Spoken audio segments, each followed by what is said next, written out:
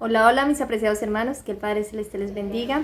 Bueno, una vez más estoy aquí para continuar con el tema del santuario. Primeramente pedirle disculpas porque yo sé que hace meses que no he vuelto a grabar la secuencia de lo que veníamos estudiando respecto al santuario. Pero bueno, aquí vamos nuevamente con la ayuda de nuestro Padre Celestial. Y bueno, hoy quiero compartir con ustedes el siguiente mueble. Recordemos que el último mueble que estudiamos fue el del lavacro o fuente de bronce, y finalmente llegamos a la conclusión de que este era una representación del bautismo. Hemos visto de que el santuario primeramente representa a Cristo, pero también es una representación del proceso que nosotros como cristianos debemos llevar para finalmente poder llegar a la presencia del Padre Celestial, que sería el último mueble, que es el arca del pacto y el lugar santísimo donde se manifestaba la presencia de Dios. Pero en base a esto, hermanos, quiero que ahorita sí empecemos a estudiar lo que es el siguiente mueble, que es la mesa de la proposición. Aquí hay más o menos una ilustración para que se hagan una idea de lo que era la mesa de la proposición. Esta descripción la encontramos en el libro de Éxodo, capítulo 25, versículo 23 al 30. Ya tenemos lo que son las medidas y de qué estaba conformado este mueble. La medida de este mueble eran 2 codos de longitud, es decir, aproximadamente 90 centímetros de longitud por 45 centímetros de ancho y unos 67.5 de alto. Este mueble estaba hecho de madera de acacia. Ya hemos estudiado lo que representa la madera de acacia, que en este caso, si lo miramos en Cristo, en la figura de Cristo, era su humanidad. La madera, recordemos que representa lo que es el ser humano, y el hecho de que estuviera recubierto de oro representa la divinidad, ¿sí? Porque este era oro puro. De aquí en adelante nos vamos a dar cuenta de que los muebles que se encontraban tanto en el lugar santo como en el lugar santísimo estaban rodeados por una cornisa de oro. Y ahora, ¿qué representa esta cornisa? Esto es un símbolo de una corona. Y una corona, ¿qué nos lleva? O sea, cuando nosotros pensamos en una corona, ¿qué se nos viene a la mente? Vencedor, triunfo, es como un galardón. Entonces, sabemos de que Cristo primeramente fue el que venció. De hecho, nosotros debemos tener claro, hermanos, de que para nosotros poder vencer fue gracias al triunfo que tuvo Cristo en la cruz. Veamos según la palabra de Dios, ¿quién fue el primero que venció? Entonces Apocalipsis capítulo 5, versículo 5 nos dice: y uno de los ancianos me dijo, no llores, he aquí que el león de la tribu de Judá, la raíz de David, ha vencido para abrir el libro y desatar sus sellos. ¿Quién venció? Dice que el león de la tribu de Judá, la raíz de David. Este representa a Cristo. Cristo venció. Y por lo tanto acá nos dice de que era el único que podía abrir los sellos, porque era el único que había vencido, ¿cierto? Ahora miremos qué nos dice el capítulo 6, versículo 2. Nos dice: y miré aquí un caballo blanco, y el que lo montaba tenía un arco, y le fue dada una corona, y salió venciendo y para vencer. Aquí sabemos de que estos sellos representan la iglesia. Así como Cristo venció, la iglesia de Dios ha de vencer. Nosotros no podemos quedarnos con el pensamiento de que Cristo o de que el Padre Celestial va a aceptar de nosotros una ofrenda menor que la que Cristo ofreció, ¿sí? Que es una obediencia perfecta. Pero también tenemos que tener claro de que para nosotros poder vencer necesitamos de Él. Porque si nosotros vamos a intentar vencer el pecado por nuestras propias fuerzas, sabemos de que va a ser imposible, vamos a fracasar, porque no podemos, humanamente no podemos. Veamos qué nos dice también Apocalipsis capítulo 3, versículo 21. Hay una promesa para el vencedor. Ahora, si nosotros no pudiésemos vencer, Cristo no nos pediría algo que no podemos lograr. Pero sabemos de que la palabra de Dios dice que con Cristo somos ¿qué? Somos más que vencedores. Dice la palabra de Dios a la iglesia de la Odisea, en el capítulo 3, versículo 21. Al que venciere le daré que se siente conmigo en mi trono, así como yo he vencido y me he sentado con mi Padre en su trono. Cristo venció y fue restituido nuevamente a ese puesto que Él había decidido dejar por amor a nosotros. Pero dice, hay una promesa para el vencedor, y es que aquel que venza como Él venció, se podrá sentar en su trono así como Él venció y se sentó junto a su Padre en su trono.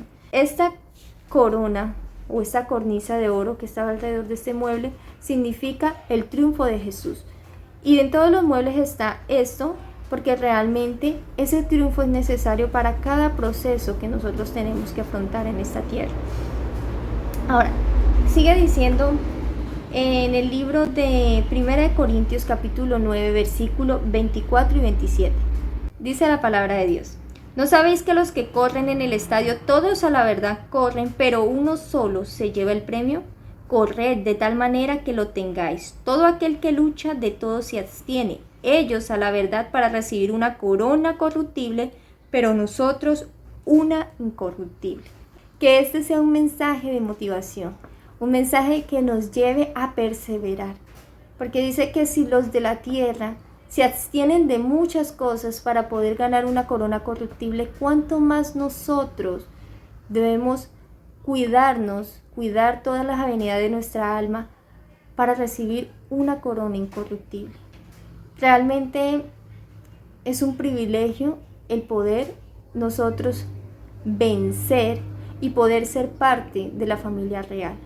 Cuando nosotros, seres pecadores destinados a la destrucción, podamos llegar a ser hijos e hijas de Dios y poder llegar a ser transformados a la imagen de Dios, eso es un privilegio, hermano. Y ese debería ser realmente nuestra motivación a correr esta carrera que hemos iniciado desde el mismísimo momento en que decidimos seguir a Cristo.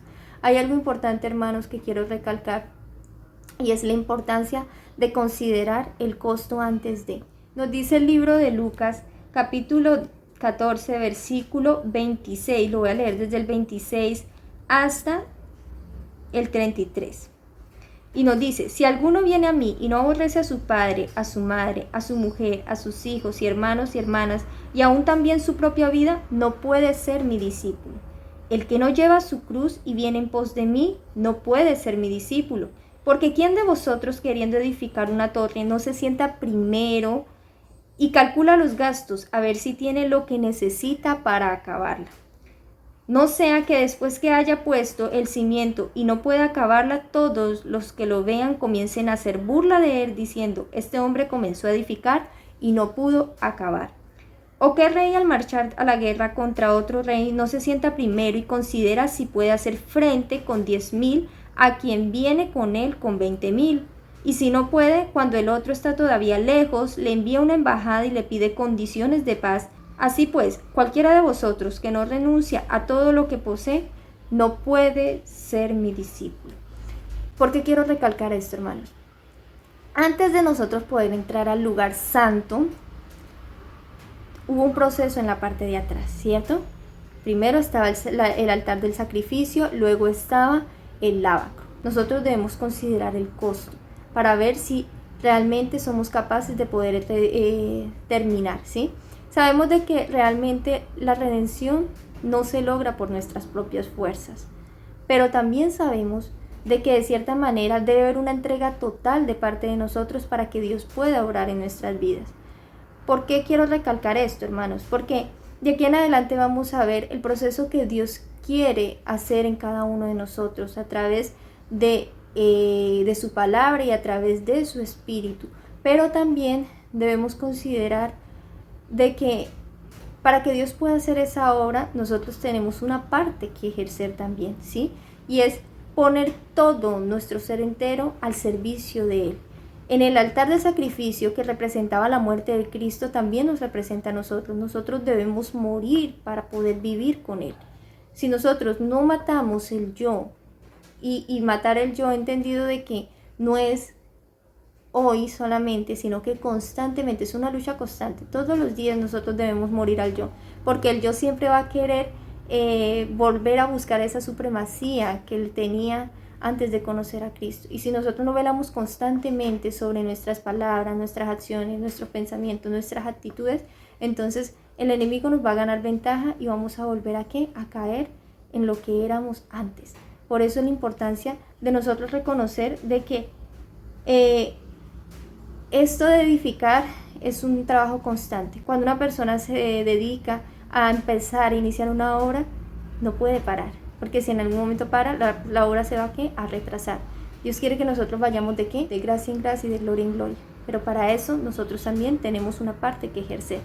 Entonces dice, debemos ¿qué? Considerar el costo. ¿Queremos vencer? Amén. Yo sé que todos queremos vencer, pero nosotros no podemos esperar ociosos a que Dios haga toda la obra sin que nosotros hagamos nuestra parte, ¿cierto? Y nuestra parte ¿qué es? Entregarnos completamente a Dios. Este mueble tenía también otra característica y era la moldura. La moldura es el acabado del mueble. Cumple con dos funciones muy importantes. La primera obviamente es darle firmeza a este mueble, ¿sí? Y la segunda también, que de cierta manera ofrece un acabado hermoso a la vista, ¿sí? O sea, hace que el mueble se vea de una manera más elegante, por decir así. ¿Por qué digo que estas dos cosas son importantes aún en el proceso que nosotros debemos llevar a cabo? Esa moldura o este proceso es lo que hace Dios con cada uno de nosotros. Cuando Él nos toma como piedras de cantera, imperfectos, nos toma como piedras toscas. Y después de eso Dios empieza a hacer un proceso. Él empieza a moldearnos. Y este proceso es necesario, porque nosotros no podemos llegar delante de la presencia de Dios tal cual estamos. O sea, tal cual estamos llegamos ahorita, ¿sí? Pero Él empieza a hacer un proceso ¿de qué?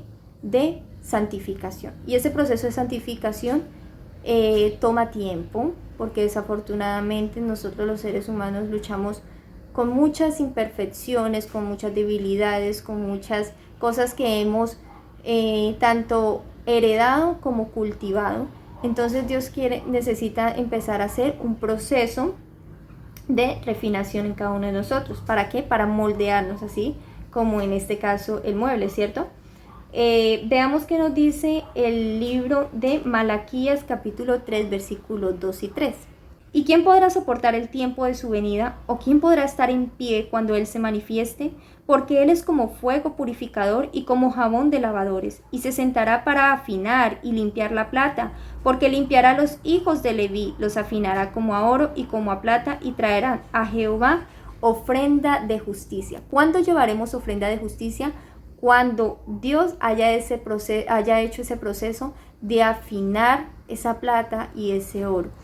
Dios quiere hacer de nosotros piedras preciosas. El orfebre, para poder sacar esa piedra preciosa, tiene que pasarla por el fuego, lo más caliente que esa piedra pueda soportar. Y es bonita ver esta obra, porque el orfebre dice que él mantiene su mirada fija en el metal, para que ese metal no se vaya a pasar y finalmente sea consumido, sea destruido. Él tiene que estar atento para sacarlo en su tiempo. Y él sabe que ese metal está listo cuando ya puede ver su imagen reflejada en él.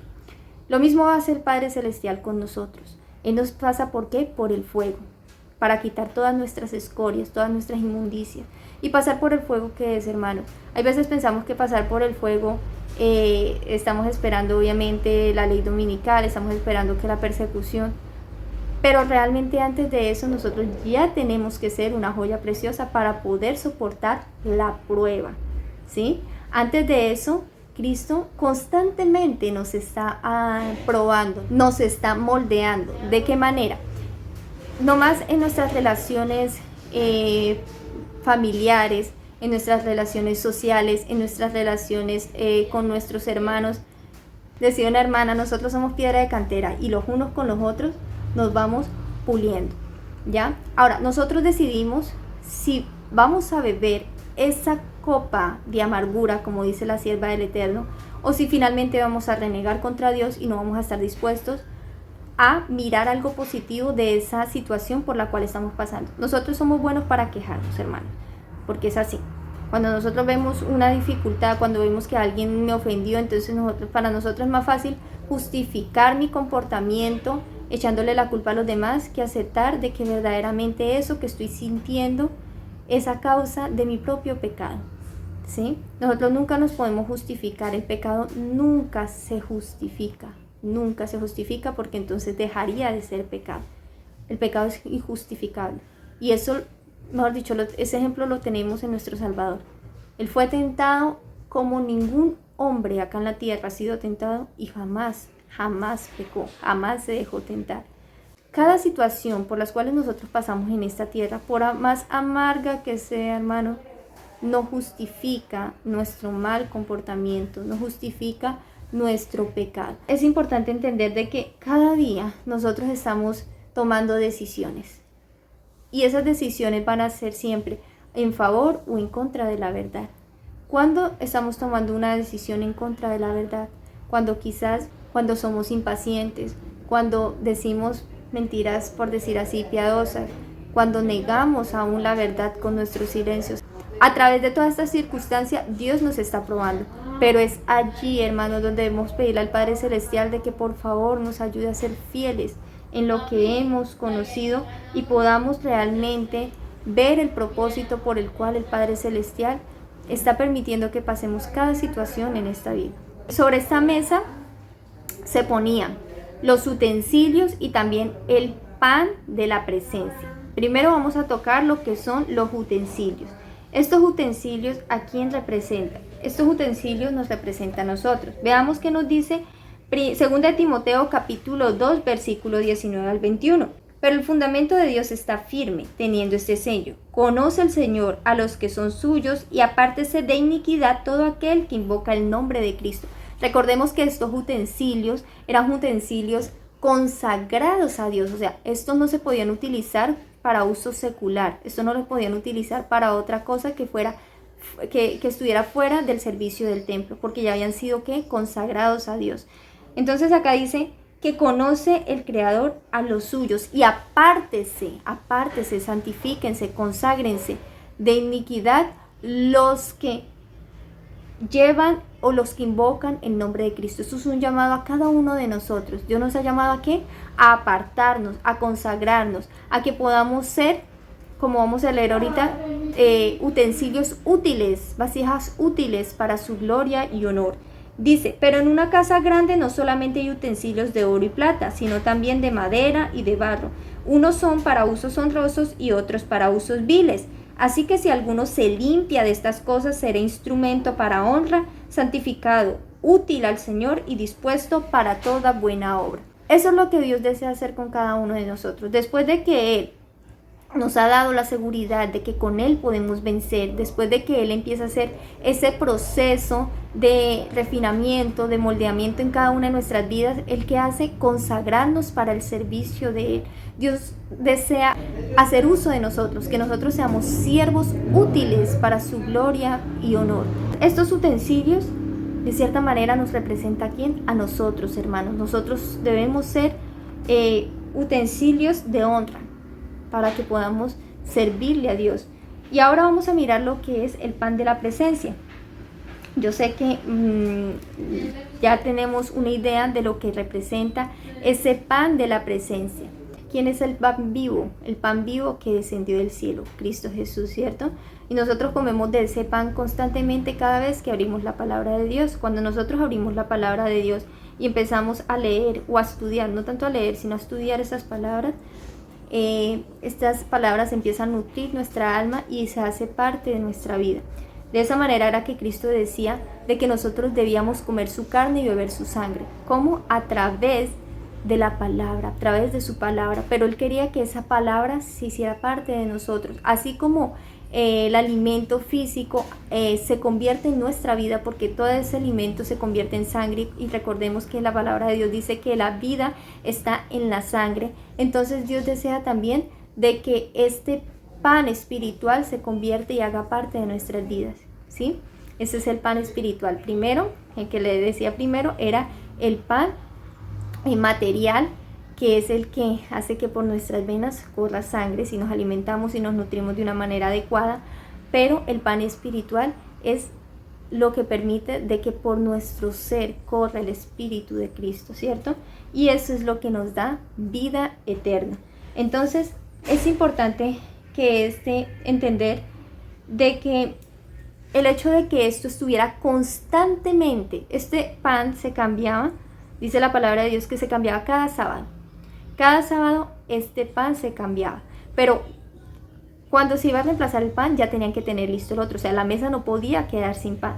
Y esto nos recuerda constantemente de cuánto dependemos de Dios, tanto para nuestra vida física como nuestra vida espiritual. Todo, absolutamente todo proviene de Dios. Nomás el aire que respiramos proviene de Él. De ahí depende nuestra vida.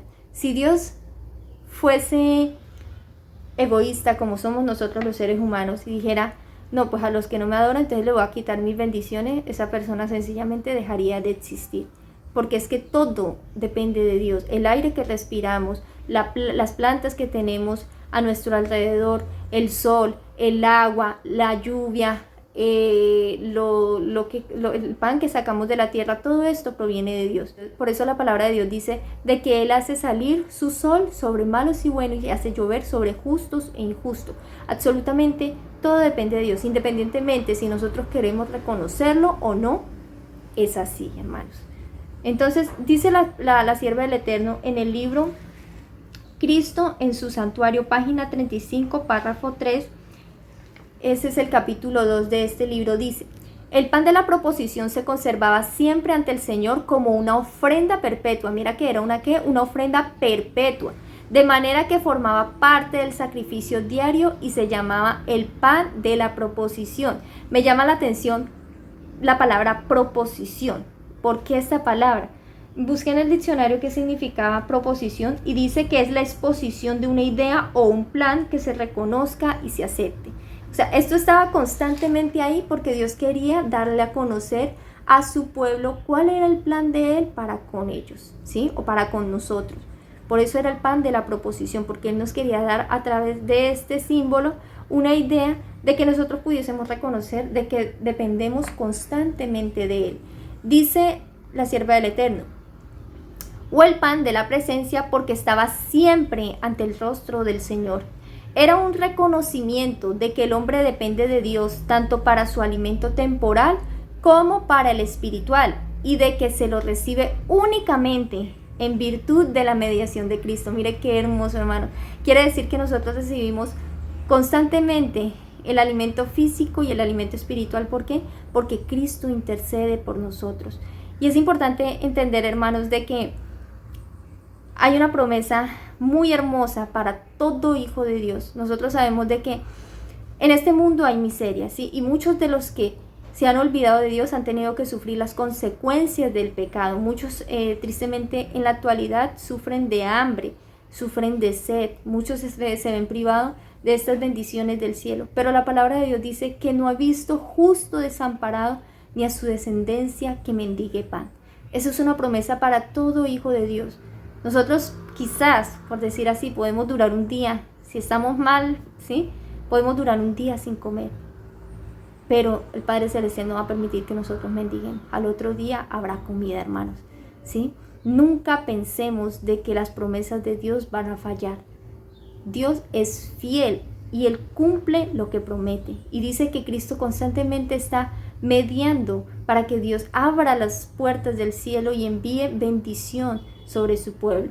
En el desierto Dios había alimentado a Israel con el pan del cielo y el pueblo aún dependía de su generosidad tanto para las bendiciones del alimento temporal como las del espiritual.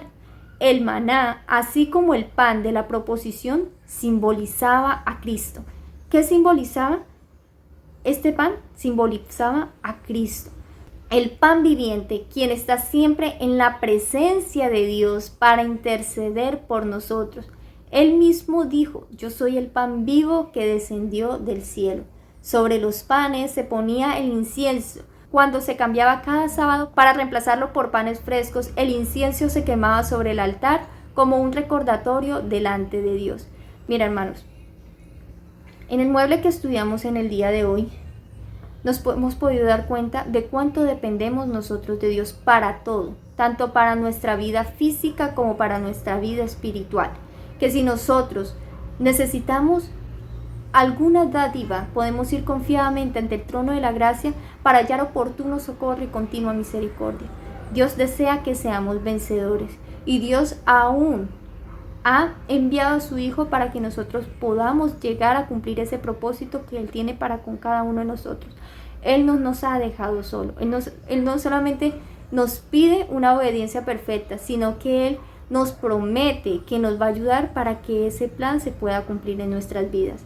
No dudemos de las bendiciones de Dios, no dudemos que Él es capaz de suplir nuestras necesidades físicas y espirituales. Hay veces que nos acostumbramos a esas bendiciones materiales, físicas, y nos olvidamos de que el mismo que está supliendo esa necesidad física es capaz de suplir esa necesidad espiritual. ¿Cuántas veces nos hemos sentido hambrientos y sedientos? Pero dice la palabra de Dios, bienaventurados los que tienen hambre y sed de justicia, porque ellos serán saciados. Confiemos en esa promesa, hermanos. El enemigo muchas veces va a querer poner sombra alrededor de nosotros y pensar de que vamos a morir de hambre espiritual. Pero eso depende de ti y de mí. Si nosotros dejamos que esas sombras, esa oscuridad nos absorba, y no vamos a abrir la palabra, muy seguramente nos vamos a morir de hambre espiritual. Pero no es porque no esté dispuesto. Aquí está la palabra de Dios. Gloria a Dios por todos aquellos reformadores que murieron para que nosotros pudiésemos hoy tener este alimento fresco en nuestras casas. Pero si nosotros morimos espiritualmente, es porque nosotros no hemos querido, así como el pueblo de Israel, porque en vez de tomar de él maná, nos estamos quejando. No seamos como los israelitas de antaño. No nos quejemos, hermanos, no nos quejemos porque todos los días es maná. Comamos de ese maná, porque si Dios ha dispuesto esto, hermanos, no nos cansemos de estudiar la palabra de Dios. Hay veces pensamos que porque ya nos hemos leído toda la Biblia, entonces ya no hay nada más que nos llene. Pero realmente, hermanos, cuando nosotros empezamos a escudriñar la palabra, no es solo leerla, sino a escudriñarla y a buscar en ellas tesoros escondidos, entonces es allí cuando vamos a ser saciados y no vamos a sentirnos satisfechos, sino que vamos a querer más. Hermanos, esta era la meditación que quería compartir con ustedes. Que el Padre Celestial les bendiga. Espero que haya sido bendición. Y recuerden que Cristo vuelve pronto. Preparémonos.